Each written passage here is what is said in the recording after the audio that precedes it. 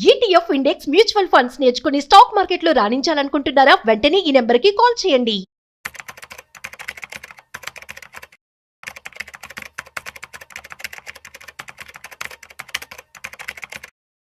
నమస్తే సుందరామరెడ్డి గారు. నమస్తే సార్. క్రిప్టో ప్రపంచం అంతా ₹1 అన్న పెట్టాలి అన్న టెంప్టేషన్కి గురయ్యేసేసి ఎన్నో లక్షల కోట్ల మంది బాగా లాస్ అవుతున్నారు. అసలు క్రిప్టో అంటే అది ఒక లీగల్ కరెన్సీ, ప్రభుత్వం స్టార్ట్ చేసింది కాదు, ఎవరో మైనర్స్ కూర్చునేసి దాన్ని కాయిన్స్ మైన్ చేయడం మొదలుపెట్టారు. సో అది నిజంగా చెప్పాలి అంటే వాళ్ళు ఒక ప్యారలర్ గవర్నమెంట్నే నడిపిస్తున్నారు. సో క్రిప్టో అమెరికా సీక్రెట్గా ఇక్కడ చూసుకుంటే క్రిప్టోస్ని బాగా హోర్డింగ్ చేస్తుంది. అండ్ దాంట్లో చూసుకుంటే చాలా రహస్యాలు ఉన్నాయి. ఇప్పుడు రాబోయే రాష్ట్రపతి కూడా ఈ క్రిప్టో ఫండింగ్ వల్లనే గెలిచారని చెప్పేసి చాలా పుకార్లు కూడా ఉన్నాయి. సో ఇవన్నీ కూడా చూసుకుంటే అసలు క్రిప్టో బ్రైట్ ఫ్యూచర్ ఉందంటారా, లేదంటే అది మన సొసైటీకే ఒక థ్రెటనింగ్ లాంటిది అంటారా? సో క్రిప్టో ఒకప్పుడు అచ్చం గ్యాంబ్లర్స్ అండ్ స్పెక్యులేటర్స్ వాళ్ళే వాడాలండి. దాన్ని ప్రపంచవ్యాప్తంగా ఎక్కడ కూడా ఒక ఎసెట్ లాగా అగ్రిమెంట్ అయితే ఏం లేదనమాట. నిజానికి ప్రపంచానికి ఇప్పుడు కూడా అది ఒక పేమెంట్ మెథడా, లేదా ఒక టెక్నాలజీనా, లేకపోతే ఒక ఎసెట్ క్లాస్ అనేది ఎవరికి అంత ఏం తెలియదు, క్లారిటీ లేదు. ప్రస్తుతానికి లైక్ గోల్డ్ లాగా ఒక ఎమోషనల్ అసెట్ అంతే. అది ఇదేమో ఫిజికల్ గోల్డ్, అదేమో డిజిటల్ గోల్డ్ అంతే. ఓకే. సో ఇప్పుడు ట్రంప్ ఏంటంటే మొదటి నుంచి కూడా క్రిప్టో ఫేవర్ అనమాట. అంటే ట్రంప్ బ్యాక్ ఉన్న టీం కూడా లైక్ ఎలాన్ మస్క్ అని వీళ్ళందరూ కూడా క్రిప్టోస్ బాగా ఎంకరేజ్ చేస్తారనమాట వీళ్ళు. అందుకని ఫ్యూచర్లో ఇక ఎసెట్లన్నీ కూడా కోడింగ్ దారిలో ఇలానే ఉంటాయి అనమాట. ఓకే. పైగా వీళ్ళు నెక్స్ట్ 5 yearsలో ఒక 2 lakh బిట్ కాయిన్స్ని పర్చేజ్ చేద్దామని చెప్పేసి అఫీషియల్గా గవర్నమెంట్ వాళ్ళు డిసిషన్ తీసుకోబోతున్నారు. అంటే ఇప్పుడు దాకా గ్యాంబ్లర్స్ లేకపోతే స్పెక్యులేటర్స్ ఆడే ఈ బిట్ కాయిన్ గేమ్స్ ఇక ముందు రోజుల్లో గవర్నమెంట్ సపోర్ట్ తోటి గవర్నమెంట్ ఇన్వాల్వ్ అవుతుంది. అంటే ఒకప్పుడు స్మగ్లర్స్, డార్క్ వెబ్ వాళ్ళు వాడే క్రిప్టోస్ని ఇప్పుడు గవర్నమెంట్ లీగలైజ్ చేయబోతుంది ఇండైరెక్ట్గా. ఇప్పుడు డైరెక్ట్ అవుతుంది, ఇండైరెక్ట్ కూడా కాదు, ఇంకా డైరెక్టే. ఇది మంచి కంటే చెడే ఎక్కువ చేసేటట్టుగా ఉన్నదండి. అది రెగ్యులేషన్ బట్టి ఉంటుందండి. ఇప్పటికే అమెరికా దగ్గర ఆల్రెడీ 2 lakh బిట్ కాయిన్స్ ఉన్నాయండి. ఆల్రెడీ అమెరికా దగ్గర 2 lakh బిట్ కాయిన్స్ ఉన్నాయి ఆల్రెడీ. ప్రపంచం మొత్తం మీద ఎక్కువ ఉంది అమెరికా దగ్గర అండి బిట్ కాయిన్స్. తర్వాత చైనా దగ్గర ఉన్నాయి, తర్వాత యూకే దగ్గర ఉన్నాయి, తర్వాత జర్మనీ, ఇట్లా వీళ్ళ దగ్గర ఉన్నాయన్నమాట ఎక్కువ. అమెరికాకి ఎక్కడి నుంచి వస్తే వీళ్ళకంటే సిల్క్ రోడ్ అని చెప్పేసి ఒక డార్క్ మార్కెట్ వెబ్సైట్ ఒకటి ఉంది, సిల్క్ రోడ్ అంటారు దాన్ని. ఎక్కువ డ్రగ్స్కి, మాఫియాకి వాళ్ళు వాడతారు అనమాట దాన్ని, డార్క్ వరల్డ్. అయ్యి వెపన్స్ కొనడానికి అమ్మటం కోసం అనమాట. పేమెంట్లన్నీ కూడా బిట్ కాయిన్స్లో ఉంటాయి. ఎవరైనా బిట్ కాయిన్ వాళ్ళ వ్యాలెట్స్ హ్యాక్ అయినా, ఎక్స్చేంజ్లు హ్యాక్ అయినా, ఈ డ్రగ్స్ కొనడానికైనా ఈ బిట్ కాయిన్స్ వాడుతూ ఉంటారు. వీళ్ళు ఏంటంటే వాళ్ళని పట్టుకుంటా ఉంటారు అప్పుడప్పుడు. ఆ పట్టుకున్నప్పుడు ఇది దొరుకుతూ ఉంటాయి వాళ్ళకి. ఇది దొరికినప్పుడు ఏంటంటే గవర్నమెంట్ మామూలుగా అయితే ఆక్షన్ వేస్తుంది. గవర్నమెంట్ ఇప్పుడు ఏదైనా దొరుకుతుంది అనుకోండి, గవర్నమెంట్ కొన్ని రోజులు ఉంచుకొని లీగల్గా అన్ని క్లియర్ అయిన తర్వాత వాటిని ఆక్షన్ వేస్తారు, వచ్చిన డబ్బుల్ని పబ్లిక్ కోసం వాడతారు అనమాట. అలాగే అమెరికాలో మొదట్లో ఈ బిట్ కాయిన్ దొరికినప్పుడు వాళ్ళకి ఈ డార్క్ వెబ్ నుంచి వాటిని ఎలం పట్టేసేది అనమాట. మొదట్లో అట్లా $600 కూడా అమ్మారు బిట్ కాయిన్. మొదట్లో $1,000 అవ్వగానే బిట్ కాయిన్స్ అమ్మేవాళ్ళు అనమాట.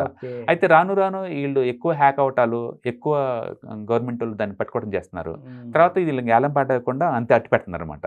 అట్లా ఇప్పటికీ అమెరికాలో 2 lakhs బిట్ కాయిన్స్ ఉన్నాయి. ప్రపంచం మొత్తం మీద ఎక్కువ బిట్ కాయిన్స్ ఉన్న గవర్నమెంట్ ఏంటంటే అమెరికన్ గవర్నమెంట్ వాళ్ళు. అది ఫ్రీగా వచ్చాయి. ఫ్రీగా అంటే వాళ్ళు రైడింగ్ చేసినప్పుడు వచ్చినప్పుడు అనమాట. మన దగ్గర ఇండియాలో అనుకోండి, ఇప్పుడు ఏదైనా డ్రగ్స్ దొరికింది అనుకోండి, మన వాళ్ళు స్పాయిల్ చేస్తారు. వాళ్ళు అనుకోండి అమ్మేసి ఎన్కాష్ చేసి డబ్బుల్ని సొసైటీ కోసం వాడతారు అనమాట. అట్లా అనమాట. సో ఇప్పుడు వీళ్ళు ఈ బిట్ కాయిన్ ఇది కాకుండా డైరెక్ట్గా బిట్ కాయిన్ నెక్స్ట్ 5 yearsలో ఇయర్లీ ఒక 1 lakh బిట్ కాయిన్స్ చొప్పున నెక్స్ట్ 5 yearsలో 5 lakh బిట్ కాయిన్స్ కొనాలి కనీసం అని చెప్పేసి ఒక ప్రోగ్రామ్ లాగా పెట్టుకున్నారు వీళ్ళు. అంటే ఫ్యూచర్ పొటెన్షియల్ చాలా ఉంది. అంటే ఇప్పుడు దాకా గవర్నమెంట్ సపోర్ట్ లేదు అనుకుంటున్న బిట్ కాయిన్ కడితే ఫస్ట్ టైం గవర్నమెంటే డైరెక్ట్ ఇన్వాల్వ్ అయ్యి అంటే హోల్డ్ చేస్తుంది, ప్లస్ వాళ్ళే పర్చేజ్ చేస్తున్నారు అంటే దాన్ని లీగలైజ్ చేయబోతున్నారు అని అర్థం ఇండైరెక్ట్గా. అంటే ఇప్పుడు దాకా డకాయిట్స్, స్మగ్లర్స్ వాడే బిట్ కాయిన్ అనమాట. ఇక్కడ నుంచి స్లోగా అది మార్కెట్లో రాబోతుంది అనమాట. ఇప్పటికే అమెరికాలో చాలా వరకు ఈ బిట్ కాయిన్ ఎక్స్చేంజ్లు అన్ని కూడా, క్రిప్టో కరెన్సీ ఎక్స్చేంజ్లు మొత్తం గోల్డ్, సిల్వర్, అదర్ మెటల్స్లో మార్చుకోవడానికి ఛాన్స్ ఇచ్చారు. ఇప్పటికే ఆల్రెడీ గోల్డ్లోకి మార్చుతున్నారు వాటిని. అంటే ఇక అన్ని అసెట్లోకి మారబోతుంది అందరిలో. సో మింగిల్ అయిపోతుంది, అంటే సొసైటీలోకి స్లోగా మింగిల్ అయిపోతుంది. దీనివల్ల ఏంటంటే మిగతా అసెట్స్ కూడా టూ మచ్ వాలటిలిటీ వస్తుంది ఇంకా. ఎందుకంటే బిట్ కాయిన్ అంటేనే స్పెక్యులేషన్ మారిపోయారు. అది ఇప్పుడు $1,00,000 ఉంది. అది వచ్చేసి మిగతా అసెట్లను టచ్ చేసింది అనుకోండి, మిగతా మార్చుకునే ఛాన్స్ ఉందనుకోండి, దాన్ని కూడా యాక్సెప్ట్ చేస్తారు. అందుకని ఇప్పుడు ట్రెడిషనల్ ఇన్వెస్టర్స్ కూడా ప్రపంచవ్యాప్తంగా కూడా ఈ బిట్ కాయిన్, అదర్ క్రిప్టో కరెన్సీలో పెట్టే ఛాన్స్ ఎక్కువ ఉందన్నమాట దీని గవర్నమెంట్ వల్ల.